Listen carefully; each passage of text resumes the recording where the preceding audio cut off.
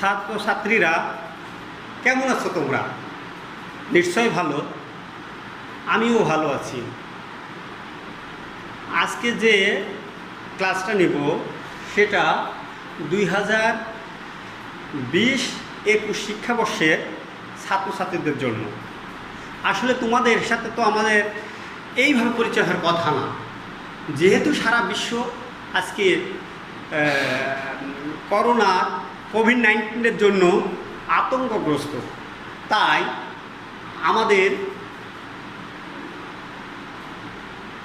Principal sir এই ধরনের class নেওয়ার আয়োজন করেছে, যাতে তোমরা অন্যদের থেকে কোনো অবস্থাতেই পিছিয়ে না থাকো। তো যাই হোক, অনলাইন ক্লাসে তোমাদের স্বাগতম জানিয়ে শুরু করছি। আমি আবু হেনা মোস্তফা কামাল, সহকারী অধ্যাপক, প্রাণীবিদ্যা বিভাগ, দৌলতপুর কলেজ, দৌলতপুর, কুষ্টিয়া। আমি তোমাদের জীববিজ্ঞানের দ্বিতীয় পত্র থেকে ক্লাস নেব। আমি যেহেতু প্রাণীবিদ্যার শিক্ষক, তাই আমি প্রাণীবিজ্ঞান থেকে ক্লাস নেব। আজকে তোমাদের প্রথম অধ্যায় প্রাণীর বিভিন্নতা ও শ্রেণীবিন্যাস। তো আজকে শুধু শ্রেণীবিন্যাসটা আমরা দেখব, যেহেতু প্রাণীবিজ্ঞানের মূল বিষয় হচ্ছে শ্রেণীবিন্যাস। শ্রেণীবিন্যাস ছাড়া জুওলজি কখনো কল্পনা করা যায় না। সকল কিছুর মূল এই শ্রেণীবিন্যাস। ধরো তুমি একটি প্রাণী সম্পর্কে জানতে চাচ্ছ, সেই প্রাণীটা কেমন, তার বৈশিষ্ট্য কেমন, তার শ্রেণীবিন্যাসটা কেমন, তার বৈজ্ঞানিক নামটা কি, ইত্যাদি ইত্যাদি। তাই চলো প্রথমেই আমরা শুরু করি শ্রেণীবিন্যাস দিয়ে। তাহলে আজকে আমাদের আলোচ্য বিষয় শ্রেণীবিন্যাস, প্রাণীর শ্রেণীবিন্যাস অর্থাৎ ক্লাসিফিকেশন।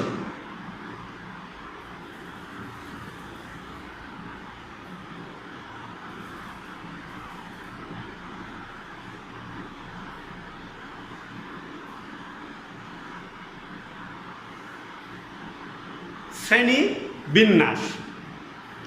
তো শ্রেণীবিন্যাস আলোচনার আগে আমরা একটু পিছনে যাই। তোমরা ইতিমধ্যে এসএসসি পাশ করে এসেছো, সেখানে কিছু জীববিজ্ঞানের টার্মও শিখে এসেছো। সেটাই আজকে একাদশ শ্রেণীতে ভর্তি হয়েছো এবং সেখানকার কিছু টপিকস এই একাদশ শ্রেণীতে পাবে। তবে সেখানে সংক্ষিপ্ত পড়ে এসেছো, এখানে একটু বিস্তারিত। তো শুরুতেই প্রাণী জগতের পর্ব সাধারণত দুইটি ভাগে ভাগ করা হয়েছে। এক হচ্ছে মেজর ফাইলা। মেজর বলতে তো জানো, মেজর মানে প্রধান। আমরা অনেক সময় বলি যে মেজর অপারেশন, মেজর বলতে প্রধান। আর মাইনর অপারেশন, মাইনর বলতে ছোট্ট ক্ষুদ্র অপারেশন। সেজন্য প্রাণী জগতের পর্বগুলোকে সাধারণত দুই ভাগে ভাগ করা হয়েছে।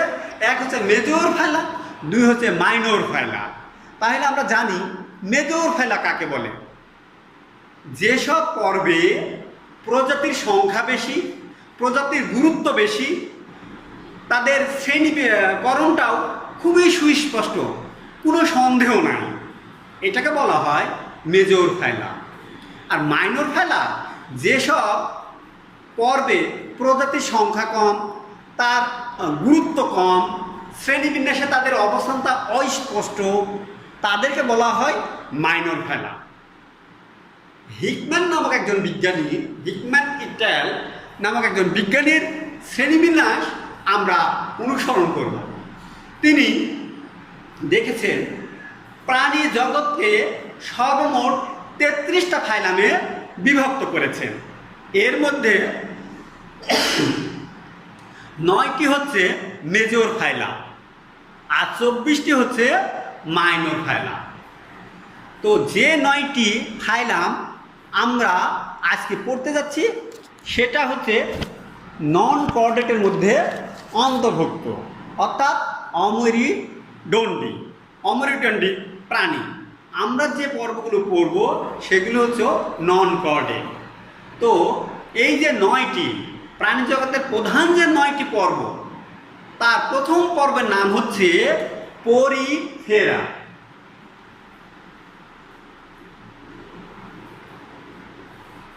এক পর্ব, এক পরিফেরা।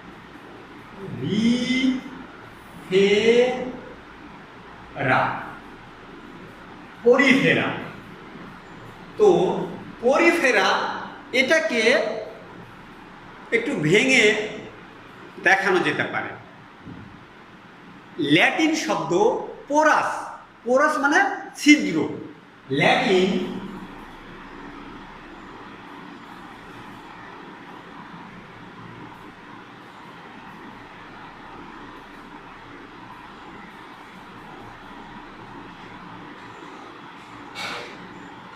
ছিদ্র, আর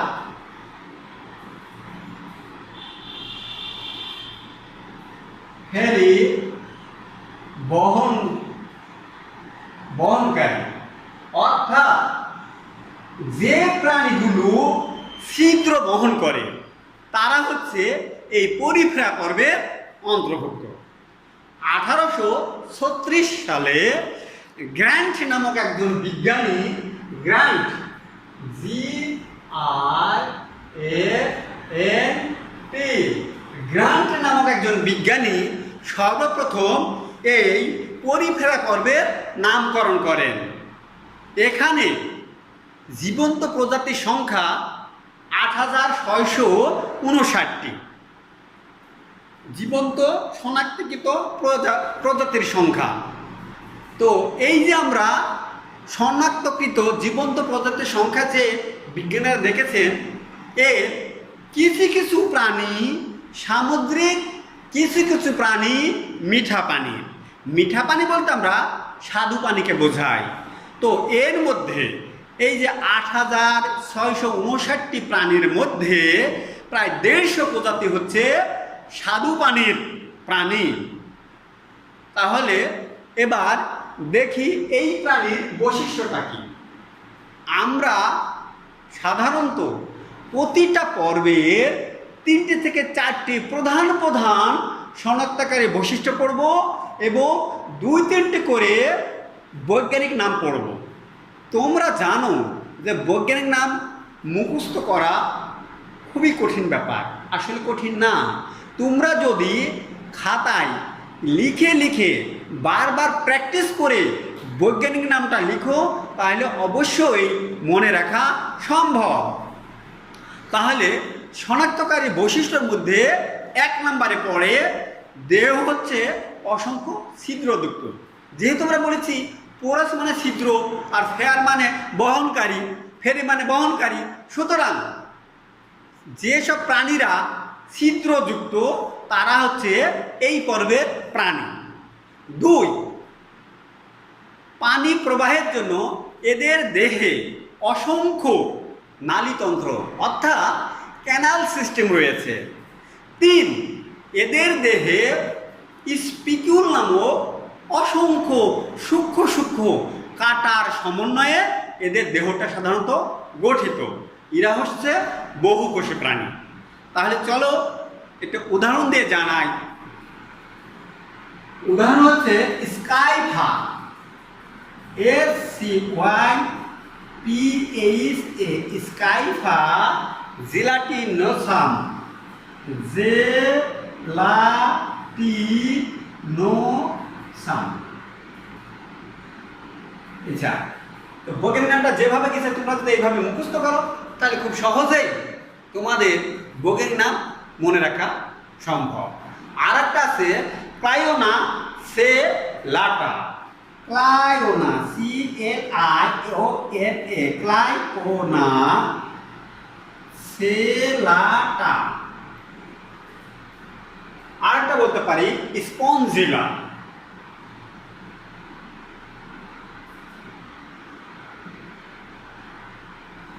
তোমরা জানো যে বৈজ্ঞানিক নামের নিচে দাগ টানতে হয়। তোমরা যদি দাগ না দাও তাহলে কিন্তু বৈজ্ঞানিক নামটা ভুল হবে এবং তোমরা নাম্বার পাবে না।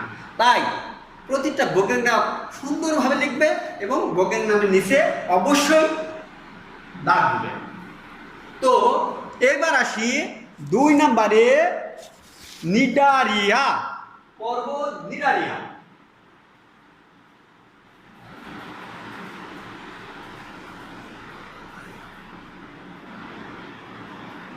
পর্ব 2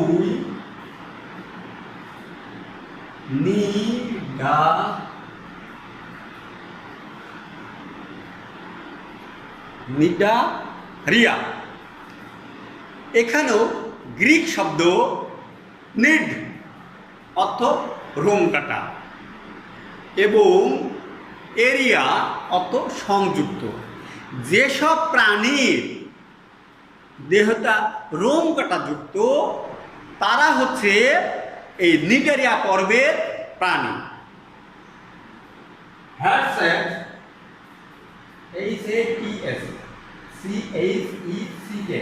হার্টসেক নামক একজন বিজ্ঞানী 1888 সালে এই পর্বের নামকরণ করেছিল। এখানে শনাক্তকৃত জীবন্ত প্রজাতির সংখ্যা 10,203টি। এই পর্বের প্রাণীদের সাধারণত সমুদ্রের ফুল বা রেইন ফরেস্ট বলা হয়ে থাকে। তো চলো এবার বৈশিষ্ট্য দেখি। তাহলে প্রথমে আমরা একটি বৈশিষ্ট্য বলবো, এই পর্বে প্রাণীরা অরীয় প্রতিসাম্য। অরীয় প্রতিসাম্য বলতে আমরা যদি কোনো প্রাণীকে মাঝ বরাবর অর্থাৎ যেভাবেই কাটি না কেন 2 বা 2-এর বেশি সংখ্যক সমান অর্ধাংশে এই 2 ঘ্রণীয় কোষস্তরের মধ্যে মেসোগ্লিয়া নামক অকোষীয় স্তর বিদ্যমান। এই পর্বের প্রাণীর একটি নাম হচ্ছে হাইড্রা ভালগারিস। হাইড্রা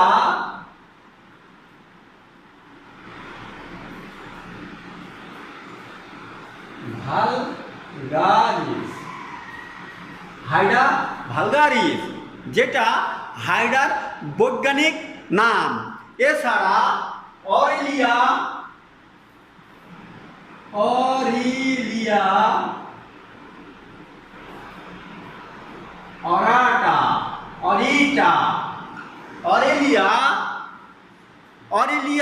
অরিটা যেটার বৈজ্ঞানিক নাম হচ্ছে জেলিফিশ।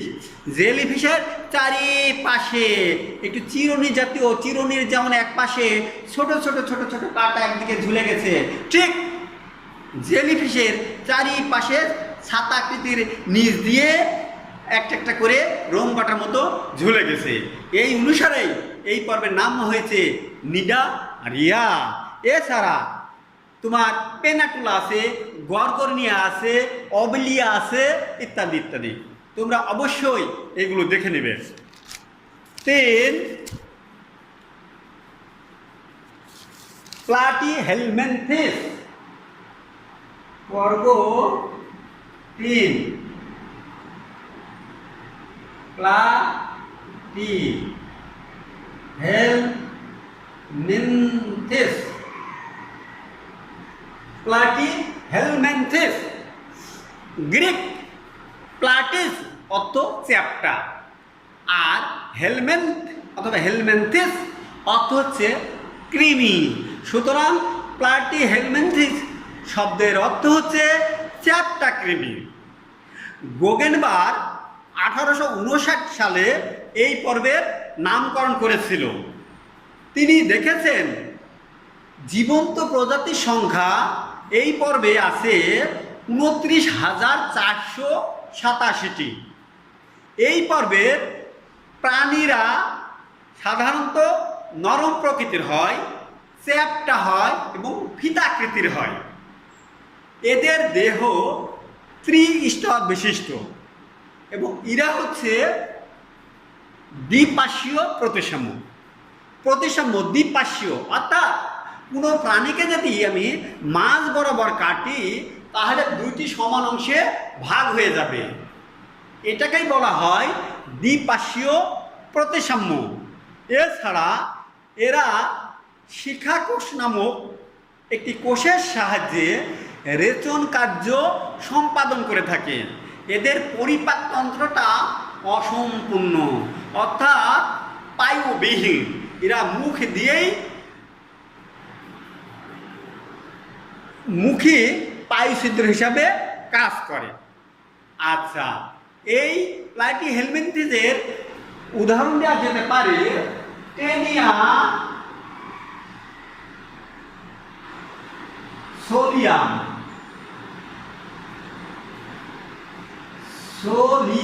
টেনিয়া সোলিয়াম, যেটা হচ্ছে ফিতাকৃমি।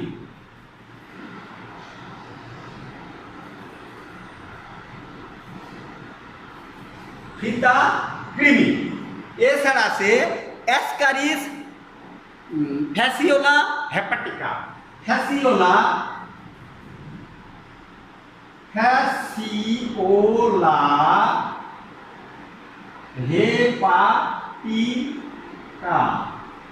ফ্যাসিওলা হেপাটিকা, যার বাংলা হচ্ছে যকৃত কৃমি।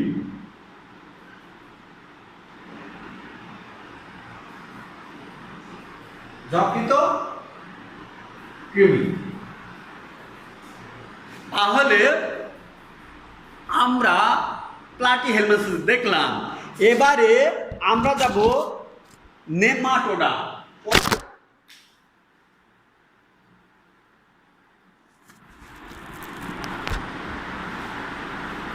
নেমাটোডা পর্ব 4।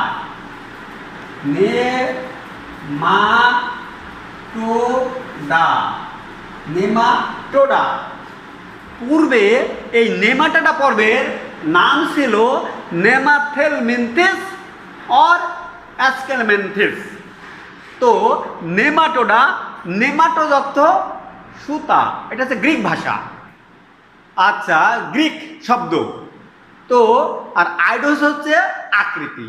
সুতরাং যেসব প্রাণীগুলো দেখতে সুতাকৃতি তারা এই নেমাটোডা পর্বে অন্তর্ভুক্ত। বিজ্ঞানী কার্ল গোগেনবার্গ 1859 সালে এই নেমাটোডা পর্বের নামকরণ করেছিল। এখানে জীবন্ত প্রজাতির সংখ্যা 25,033টি। তাহলে আমরা এই নেমাটোড সুতা আর আইডোসত্ব আকৃতি এবং হেলমেন্থ অর্থ কৃমি। তাহলে সুতা আকৃতির কৃমি। তাহলে আমরা এই থেকেই বুঝতে পারি যে প্রথম যে শনাক্তকারী বৈশিষ্ট্যটা লিখব সেটা আমরা লিখতে পারি যে এই পর্বের প্রাণীরা নলাকার এবং সুতাকৃতি, অর্থাৎ দুই দিকে খুবই সুচালো। এর পৌষ্টিক নালীটা মুখ থেকে পাই পর্যন্ত বিস্তৃত। কিন্তু আমরা আগেরটা দেখেছি, প্লাটিহেলমিনথেসে দেখেছি এদের মুখ আছে কিন্তু পায়ু নেই। আচ্ছা, এদের দেহে অপ্রকৃত সিলোম বিদ্যমান। আমরা জানি সিলোম হচ্ছে 3 প্রকার। একটা হচ্ছে অপ্রকৃত সিলোম, 2 হচ্ছে প্রকৃত সিলোম, 3 হচ্ছে অ্যাসিলোমেট। তো আমরা এটা পরে শিখব। এখন জেনে রাখো এই নেমাটোডা পর্বের শনাক্তকারীর একটি বৈশিষ্ট্য, এরা হচ্ছে অপ্রকৃত সিলোম বিদ্যমান।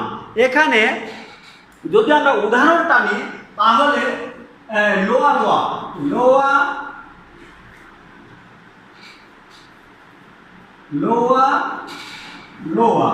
অর্থাৎ এর চোখ কৃমির বৈজ্ঞানিক নাম হচ্ছে লোয়া।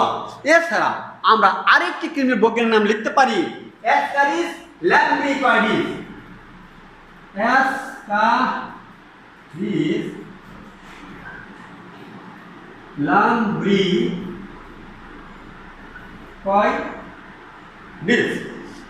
এটা হচ্ছে গোল কৃমি, যেটাকে বলা হয় রাউন্ড অন। এছাড়া আরও উচেরিডিয়া, ব্র্যান্ডকপটি বা আদার্স আছে, তোমরা সেটা পড়ে নেবে। আর একটি ফাইলাম যেটা 5 নম্বর ফাইলাম, এই ফাইলামের নাম মোলাস্কা।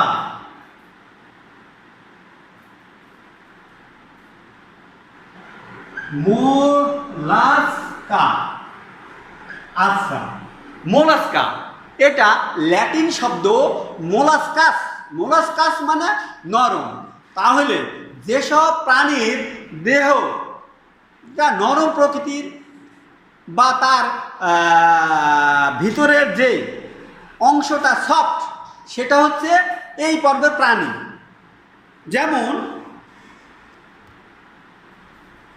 লোলিগো, সেপিয়া, পাইলা গ্লোবোসা।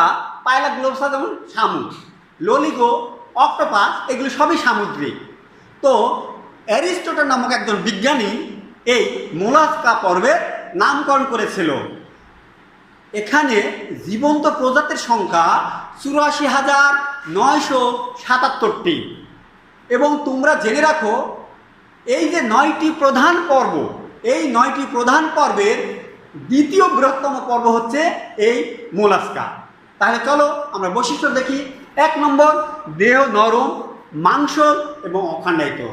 2, দ্বিপার্শ্বীয় প্রতিসাম্য হতে পারে অথবা অপ্রতিসাম্য হতে পারে। দ্বিপার্শ্বীয় প্রতিসাম্য তোমাদেরকে বললাম যে কোনো প্রাণীকে যদি মাঝ বরাবর কাটি তাহলে 2টি সমান অংশে ভাগ হলেই সেটা দ্বিপার্শ্বীয় প্রতিসাম্য। আর অপ্রতিসাম্য সেটা বিভিন্ন প্রাণীকে কাটা যাবে ঠিকই, বাট কোনোটাই সমান অংশে ভাগ হবে না, সেটা হচ্ছে অপ্রতিসাম্য। এদের দেহটা খোলক দ্বারা আবৃত থাকে। এছাড়া এদের যে একটি গহ্বর আছে, সেই গহ্বরটির নাম হচ্ছে হিমোসিল। এবং এদের যে শ্বসন অঙ্গ, আমরা যেমন ফুসফুসের সাহায্যে শ্বাসকাজ পরিচালনা করি, কিন্তু মোলাস্কা পর্বের প্রাণীরা টেনিডিয়া বা পালমোনারি স্যাক এর মাধ্যমে সাধারণত শ্বসন কার্য সম্পাদন করা থাকে। এদের রেশন কার্য সম্পাদিত হয় নেফ্রিডিয়া নামক একটি অঙ্গের সাহায্যে। একটি উদাহরণ দেখো, অক্টোপাস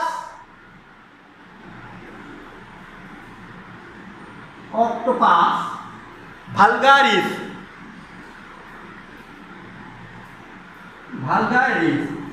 অক্টোপাস ভালগারিস হতে পারে, পাইলা গ্লোবোসা হতে পারে,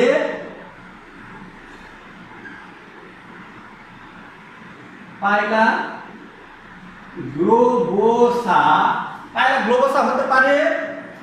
এছাড়া সেপিয়া, লোলিগো ইত্যাদি ইত্যাদি তোমরা পড়ে থাকবে। তো এখানেই আমার আজকে এই পর্যন্তই। তোমরা ভালো থাকবে, সুস্থ থাকবে, কখনো এই করোনা মহামারীতে প্রয়োজন ছাড়া বাইর হবে না। ধন্যবাদ সবাইকে।